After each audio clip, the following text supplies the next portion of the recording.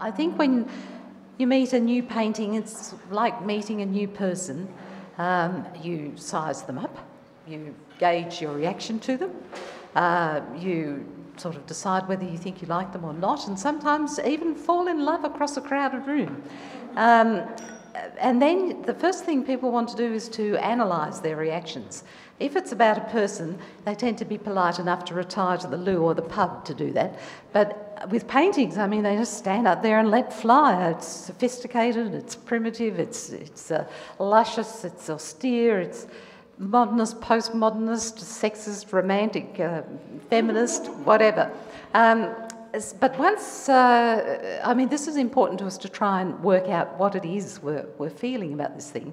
The other thing we always like to do is to get the goss about a person.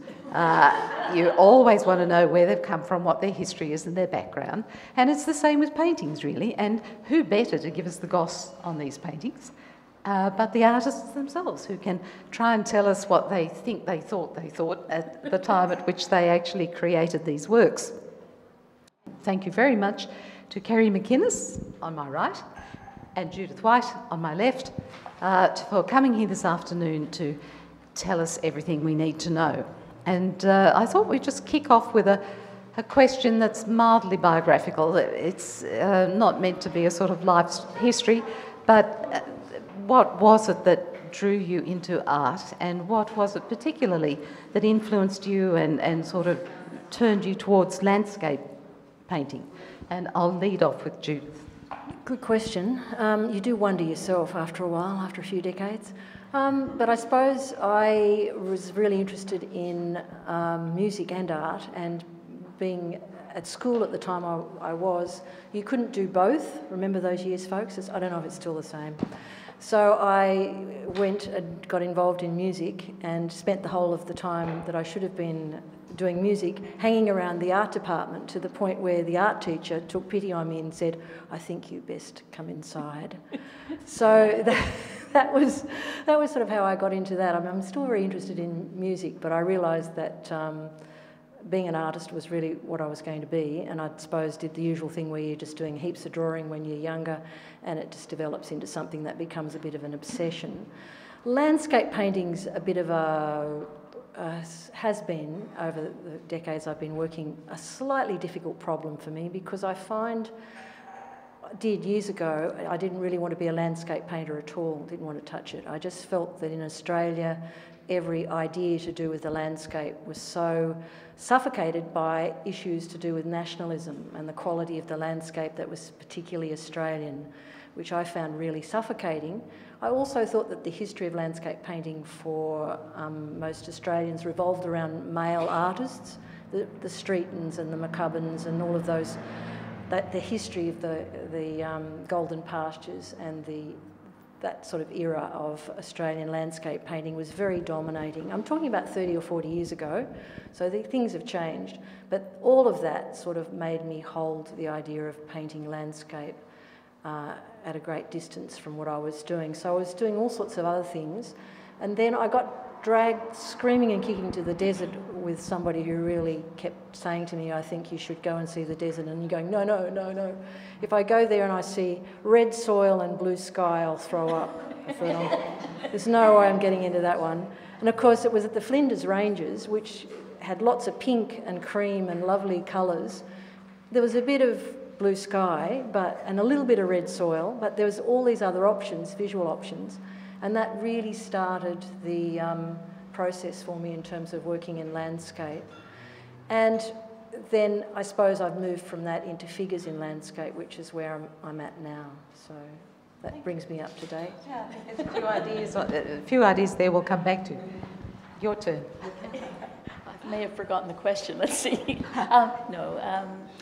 I grew up in Latin America, in Guatemala, and it's quite a wonderful place, full of color and mystery. And as a child, I used to go to the marketplaces, and they had all the different color, the skeins of yarn that had been just spun with all the different color wools. You can't possibly imagine the number of colors. And they'd be hanging over the rafters in these big warehouses where the markets were. So as a child, I just used to walk around and look at these, and I'm sure that it imbued me with a strong sense of and appreciation of color. I think that's probably the first thing I remember about my interest in art. And then also in Guatemala, my 4th grade teacher, whose name was Mrs. Kepke, was I'm amazed I remember that, but anyway, she was an artist, and she really spent a lot of time with the kids. So we were only 9 years old or something, and we did a lot of painting. And I think at the time, I said to myself, that's what I want to be when I grow up. And there's always this kind of eureka moment when you become aware that something significant has happened. And for me, that's the age that it was. So like Judith, I just then painted all the time, drew all the time. And the only other incident that I can think of that was formative, I guess, was after Latin America, we went to the US, where I went to high school and uni. But in those the late 60s and the early 70s, I was what you would call a Beatlemaniac. Do you remember? Do some of you remember the Beatles? Anyway, and so I used to sketch their portraits all the time for years, 4 or 5 years. And that then led to my sort of parallel passion, which is portraiture. So that was for years of sketching them, so that led me on there. And for landscape work, at university I studied art, and I was in Vermont, in the mountains in Vermont, which has a wonderful quality of serenity and desolateness, which is what appeals to me and has continued to appeal to me in the landscape. So I started doing landscape painting, I guess, at university, but life happens in between, and really in the last maybe 15 years, I've really focused on my landscape work, going out into the desert, like Judith said, and other places. Yeah. So, yeah. In both of your works, there is water and pools and light. So I'm going to plunge straight into the pool and ask you to comment on light in your paintings and how that seems to feature. In Judith's paintings, the light seems to draw you into some sort of limitless infinity somewhere. In yours, it's more in your face, I think, and up front and brilliant. The light, do you want me to? Okay.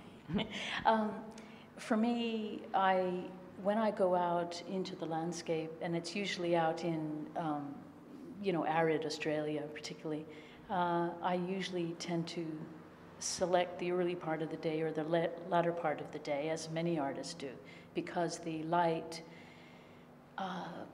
creates shadows and patterns that you can play with as devices to pull the viewer into the picture or not. So it gives you directional lines and things that you can use compositionally to, so light being used as something that doesn't have anything to do with light, but it has to do with composition and form, if that makes sense.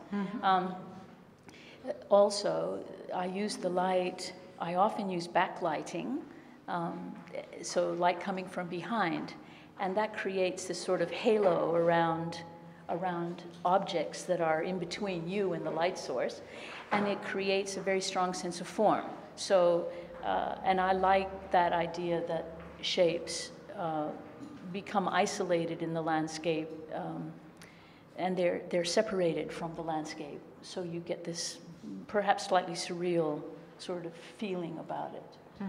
And I guess that's how I use light. Over to you. I think probably for me the light seems to just appear in the painting as I'm developing it. It's something that I'm aware of right from the start, and I treat it more as some quite potent component to do with natural landscape forces. So ordinary things, not ordinary, but the more easily understood ones like water and organic form and wind and movement, to me are all, can be governed a little bit by the sense of light, because light will illuminate the effects of all of that sort of interaction, all of the interaction between those forces. To me, the light is the way I can see them. So I begin my paintings being really aware of the light coming up from the canvas, and I work from light to dark as a watercolourist would work, which is quite an interesting thing to intellectualise. When you work with watercolour, the paper itself has the highest tone or the lightest part of your picture. So you hold that all the way through. So you work mentally from light to dark, and you're adding more and more colour, more and more tone, and that idea of the light from the paper is there as a constant. When you work in oils, it's just a slight sweeping statement, but it's sort of the way you can think about it. You often are thinking in reverse, and you're working from shadows to light, because an oil painter can mix up the light, can make the highlight colour, the bright bits of light that are in the picture, and add them later, whereas you can't really do that with watercolour, because you're working with the idea of going from in the opposite way, from light to dark. So I've spent a lot of time working in watercolour, and I haven't lost that state of mind, which is pretty bizarre. Because I suppose I was working in watercolour for about 10 years and then moved into acrylic and mixed media, and that notion of where the light is in the canvas is there right from the start. So I keep the backlight right the way through, and then slowly, slowly, slowly take it out as I'm going with the build-up of pigment and build-up of collage material. So if it's gone, if it goes too early or I lose it, the painting's gone. I just start again. Like a watercolour. You know how a ruthless watercolour is. If you get it wrong, there's no way you can cover it up or go over it. I'm a little bit less forgiving. I just like, if I've lost the light, I just go, forget this, and I just get the thing of white and I just throw it at the work, you know. Well, and then I start scratching back and well, whatever. Well, that's what you can do with a material that's not transparent. Yeah, but that's with watercolour, it's transparent, so you can't actually do that. I know. But with mixed media, you can go both ways. You can work sort of from light to dark and from dark to light. But I still find that if I've lost that light and have to put it back in, I'm not nearly as satisfied. No. So the light has to stay there for you, and then that's why you have this sense of it being right at the base at the bottom of the picture, and escaping through in sort of little shafts and trickles through it. Great. Now, the next question was going to be about colour, because, of course, you walk into this room, the first thing that hits you is blinding colour. Whereas actually you walk upstairs and it's somewhat more restrained. So, it is rather, isn't it? Yeah, would you like to comment on that, Mister? That I will start with? You want to start with them? Okay. Colour. I think probably colour to me has a fairly strong emotional content, obviously. If you've got lots of blues and cool colours, it tends to be a little bit more mysterious, a little bit more melancholic at times, or mood-inducing. This painting behind me is called Blue-Green Zone, and I'm really working with the idea of creating a certain emotional condition, which we'll probably talk about later. But I must admit, I do start off with great intentions to have lots of colour, and it all seems to go away. So I don't know what happens. You can enlighten me, Kerry. How do you get such a great red? It's really good. Oh. Red's a hard colour. Oh, cadmium red. Is it? Yeah. Oh, sorry. Sorry, I don't want to. I finished. To answer your question specifically about the colors, in terms of technique, I usually start with acrylic, and you can work rather frenetically, which I do.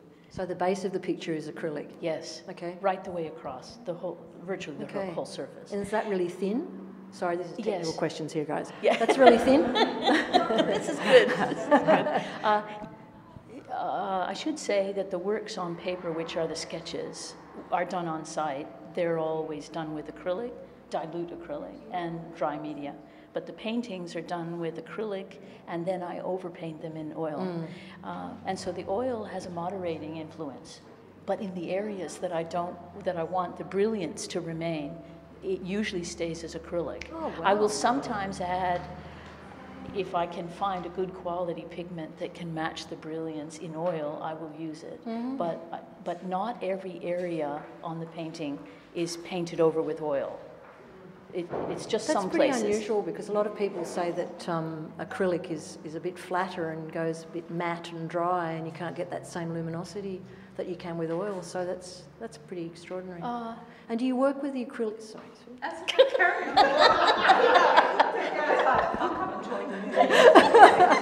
And do you work with the acrylic because of its immediacy, or just because you get your base dry fast?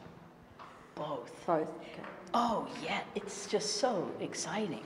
You know, you get the acrylic up and you're kind of attacking the canvas and in this frenzy, and it all has to dry and dribble and make a mess, and then it's dry very quickly, and then you can go back over it again, and so the acrylic is just terrific for that. But then the oil enables you to do other things as well in terms of mark making, which is exciting. But you know, the work, the tenor, the key of the color in this exhibition is much higher than it has been for me in the past. I have to say, my colors have usually been more subdued, and it's just, I think I know what happened.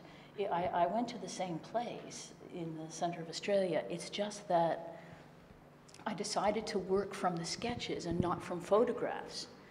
And when you're working from the sketches, which you can see, they're done on site. So the feeling of light and the key of the pigments is much higher than it is, you know, when you're working from photographs.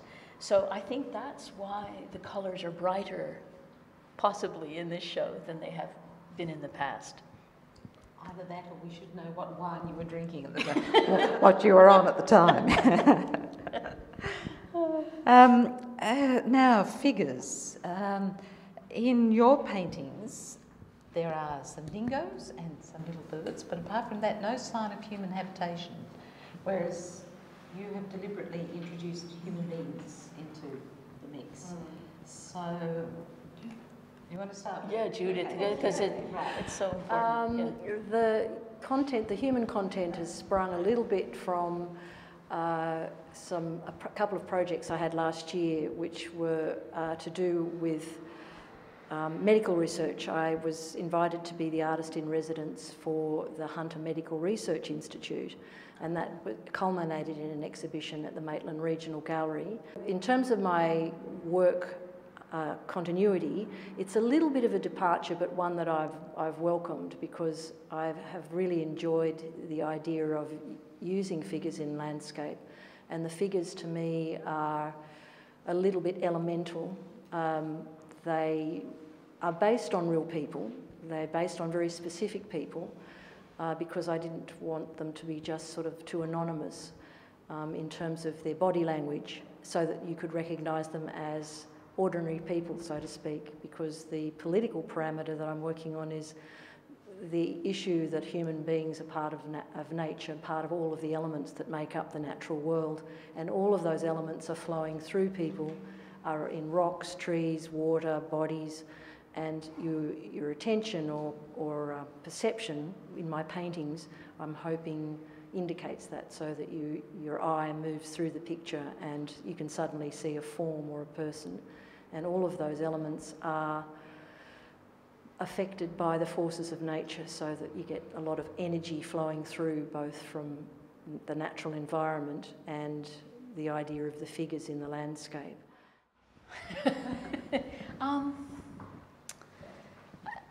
I don't know how to think about the introduction of the human form, or even the concept of humanity into the landscape. It's something that I've thought about a lot. I find it's a bit problematic for me, and I don't know why that is, except that when I'm out in the bush and I'm confronted by the isolation of a place, apart from myself, it's as if humanity doesn't really belong there. I don't know why I should feel that. And I think maybe it's because I'm trying to tap into something that might be older than, let me say, white man's presence there. But a few years ago, I decided to start introducing the dingo into some of my works, because the dingo's been around for, about 5,000 years or so certainly longer than white man. And I thought there was something about the nature of the dingo that I felt matched the rawness and the unpredictability of the Australian bush. Because the dingo is very elusive. You only will see them a few times when you're on a trip. Certainly not to photograph them, or if you photograph them, they're about this small in the photograph. And I like that elusive quality. It's kind of mysterious, and I think it matches what I'm looking for in the landscape. So it's appropriate somehow for my work, Now, going out to paint in the landscape. Going out to paint in the landscape. So, would you like to comment on the significance of that expedition to go out there and paint? So, for example, with the sketches, are they an attempt to paint what's there, and then you come back and do oils and paint what's not there in a sort of way? I mean, you've talked about is the first thing to be faithful to the landscape and the second to move beyond the landscape, or as you say, to introduce the intangible into the work? Mm-hmm. When I'm actually out and I set up my easel, and I often go with other artists, or sometimes I'll go on a trip with my husband, who's another artist. He's a sculptor. And we'll just find a place or whatever, if something appeals, and I'll sort of head off with my backpack with all my paints, and I'll just be there for hours. There's a kind of a quietness and a solitude about the whole experience. And I really am just responding to what I'm seeing. I usually tend to draw the middle ground. I'm not that interested in foreground or background. That's my own personal preference. So I'll do that, and I'll do that reasonably representationally, I think. If you look at the sketches, you'll see they kind of look like something that you might recognize as a rock or a tree or whatever. But when I take those back into the studio, the experience of then working from those onto an oil, I try and introduce some other qualities that I have felt while I was there.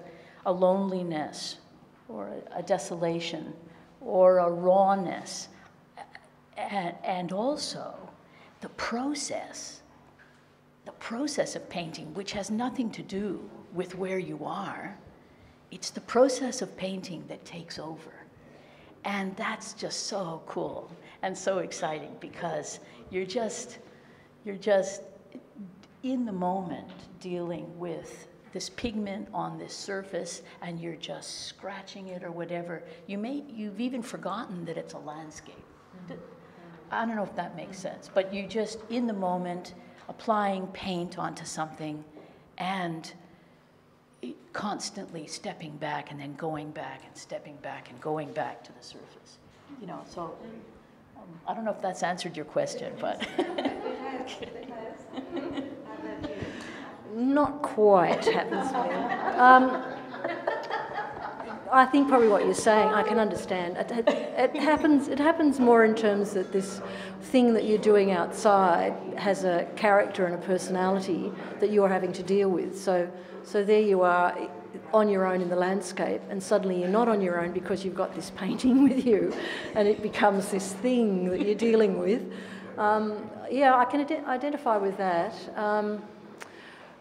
I suppose to me the way of getting the figures happening, in a landscape happened quite profoundly for me, in that I really couldn't work out what I was going to do going on a trip with a bunch of artists to the Larapinta area west of Alice Springs.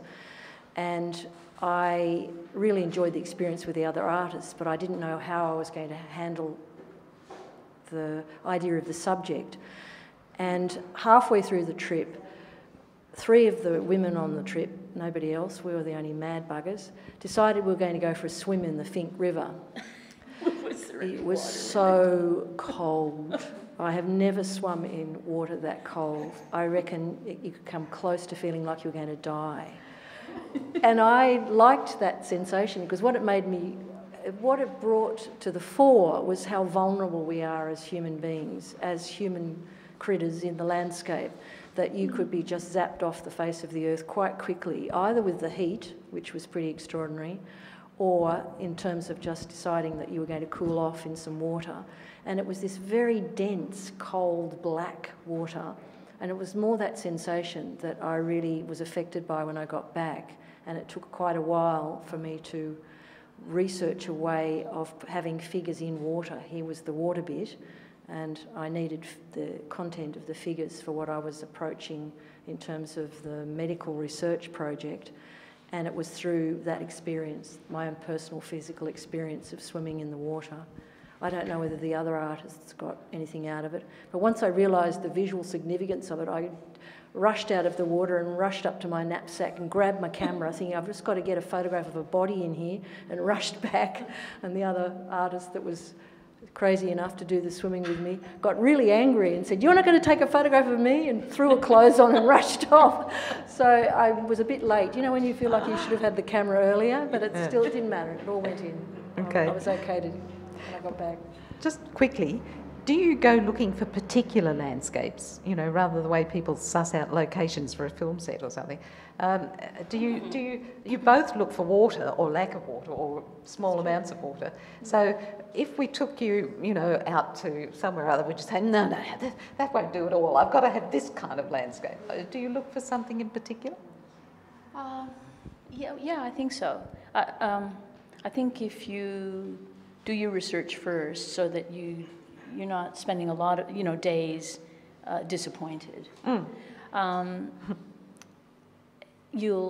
For me, as I mentioned before, I'm particularly attracted to the middle ground, and a particularly scrappy subject, scruffy and scratchy, and because I know that the marks that I can make from those will appeal to me.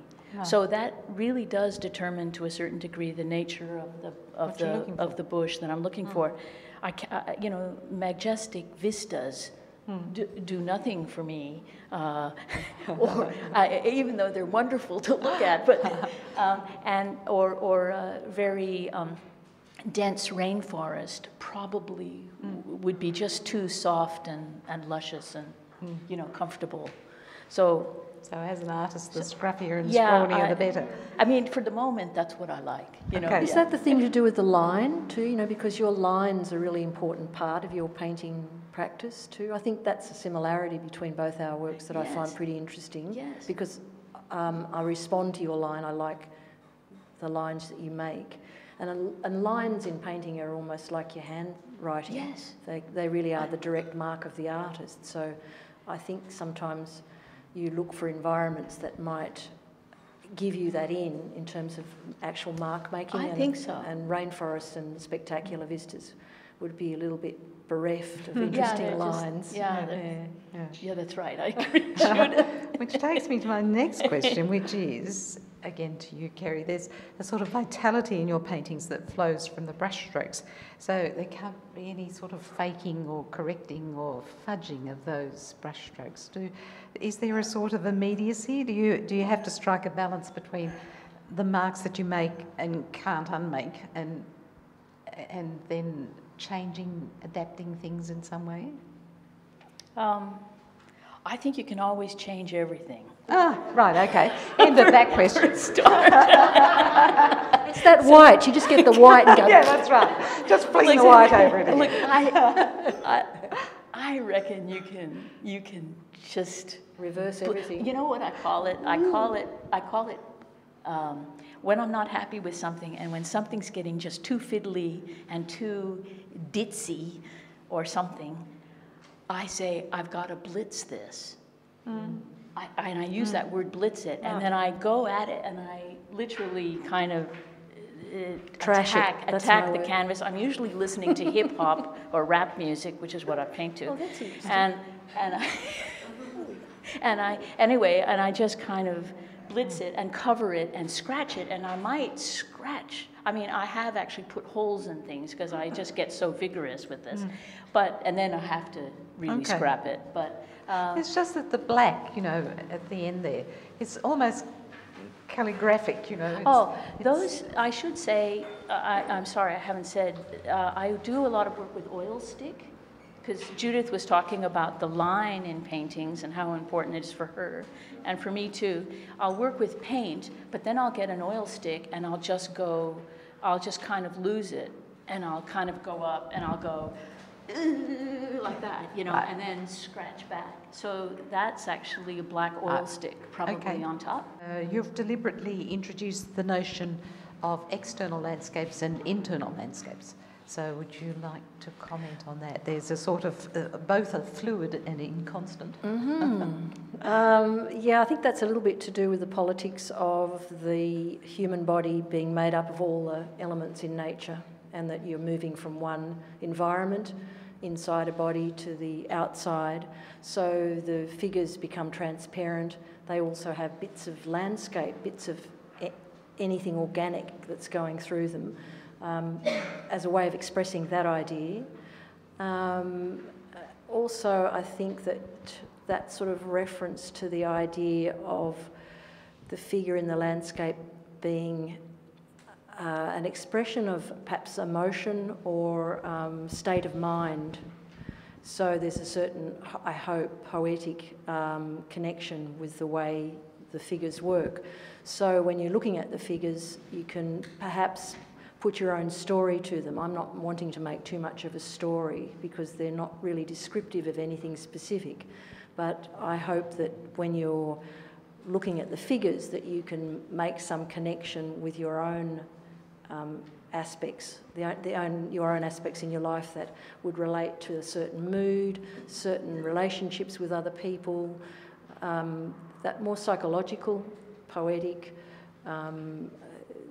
all along those sort of lines in terms of personal interaction with the painting, rather than me saying, well, it's about being sad or it's about being whatever. So the internal landscape of the body also has a lot to do with emotional, psychological conditions and states of mind, because that's just as important in terms of a landscape, what's going on in your head, as what's going on outside.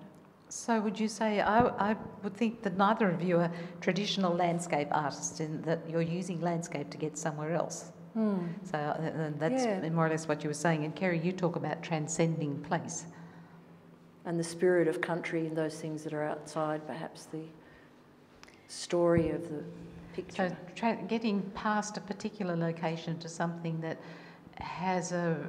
that resonates, has a sort of sense of familiarity, even though you've never been there in your life. Something beyond the actual landscape. I'm still trying to figure out what I'm doing. I'm not sure that I know, but I'm wondering whether a lot of it might be self-reflexive, perhaps more so than I might even imagine. That it might have more to do with me challenging myself to being out in an isolated area than I actually think it does. Because when I'm there and I'm painting, I'm not really aware of those things. So, I think that maybe I need to do it for another few decades, and then maybe I'll understand. That's okay. I think you can leave it to everyone else to sort of work out what you're doing. And you just carry on doing what you're doing. Obviously, process is the process of painting, as you said, is very important. The 1890s plein air movement got onto this because of the notion of going out to paint in the landscape. But when you went back to that point, it was really an attempt to escape the conservative nature of the schools, where they wanted you to paint scenes from the Bible or from, you know, sort of history or something like that. Various people then said, no, we'll go outside and paint because this will be a way of arriving at a national painting style, at an Australian landscape style. So they made that break. They produced what you felt to be a sort of slightly overwhelming tradition of landscape painting. Do you see yourselves as painting in that tradition, or does it not matter? The quintessential Australian landscape. Oh, yeah. I think it's something that just happens naturally, and I think other people can see it more than you can. I always feel that a lot of Australian artists, whether they're conscious of it or not, paint in a way that somehow alludes to a lot of space. That's the only thing that I've picked up from comments made about my pictures, where somebody, not so much these figure ones, but the previous ones, where somebody said to me, they're very Australian, and you're going, what does that mean? I don't know what that means. It was a Frenchman said that, and I had to think about it and then queried it, and he said, well, there's always some sort of sense of space. And I said, yeah, well, that's probably what you'd find anywhere, you'd find in other parts of Europe. He said, no, it's not that. There's some other element within the way the paintings are going together that I can pick as being something Australian, something that he sensed from being here, coming from Europe, and that was that sense of space. And there are things too that I think you tend to back off, having been educated, like born in Australia, educated here, in that there was a time to remember when they used to talk about the Australian inland and the deserts and those areas as being the part of the timeless land, and you had this whole concept of the age of Australia. I think that was another one that I was quite cynical about and felt like, I'm sure I'll get off the plane in the Flinders Desert and it'll be so timeless I'll be gobsmacked. And of course it was. Hello. I mean, and I really didn't expect it. But then I tend to have a little bit of an inbuilt cynicism to any sort of cultural sweeping statements. And I must admit that I was a bit sus about Paris having a fabulous light, thinking, yeah, sure, you know, it's got this amazing quality. Hit the streets of Paris, there it was. Hit the desert in Australia, and it was truly spooky, that sense of history and the age of the land, and you can really, really feel it. And I think that might creep in somehow. I think those things happen automatically. They're almost subconscious. And if you try and quantify them as the artist, you end up probably shooting yourself in the foot or the hand, whichever part of your anatomy you paint with, because it becomes too much of a bind. Then it oppresses you, and you're constantly on the lookout for it.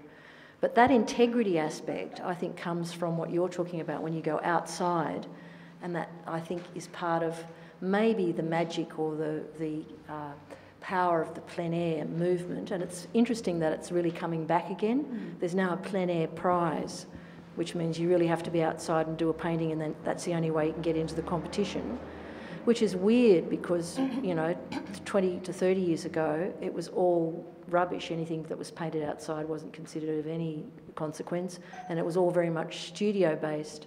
And then they thought painting was dead. That was another little delightful theory, that as a painter, you thought, oh, fine, okay.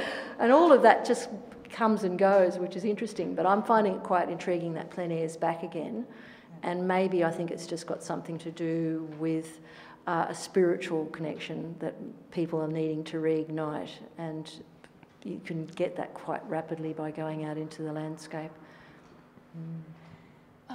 The Australian landscape is so vast that you really actually have to make a considered effort to get out there to be in it. It's not like landscape painting in other places in the world where I have painted as well, where you can really just go a couple of miles and you might, you know, do an urban landscape or a rural scene that's only 5 minutes away from the city. We're talking about actually having to fly somewhere and then drive for hours somewhere to get out to these places. So I'm glad that it's a tradition, because it's so fantastic to have the opportunity and to be so lucky to be able to have the opportunity to go out there and try that. And I hope that I can do it for many years. But so that is the nature of the Australian continent that creates this slightly different thing. But getting back to your question, I'm not aware of being part of any tradition or continuum, because an artist really is just doing what they want to do. Somebody else is making them part of the continuum, if that makes sense. You know, so yeah. Both of you have touched on this, but I mean, a year from, do you see yourself as moving on in any particular direction from this body of work? I've just come back from Antarctica. Oh, right. Well, that's a considerable change.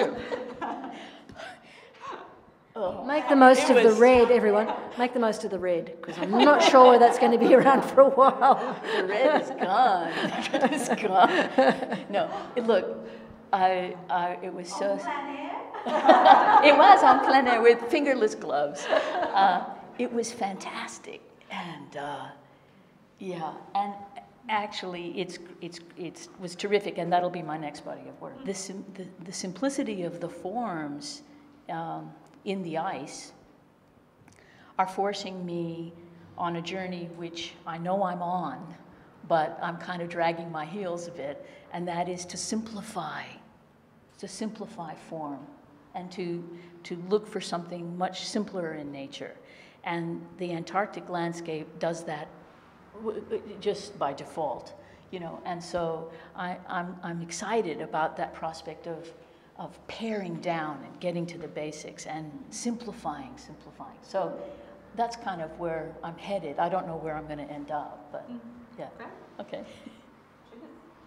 Yeah, probably a little bit along the lines of what I'm doing, but I'm feeling like I'd like to get into some landscape environment for a while, just for the isolation factor, and see how I can, if the figures are going to connect with that issue. So I'm not entirely sure. I'm just sort of going to go back to sitting around drawing for a while and work on paper just for a bit. See what comes up. Yeah. Okay. First, to thank Judith and Kerry for very important.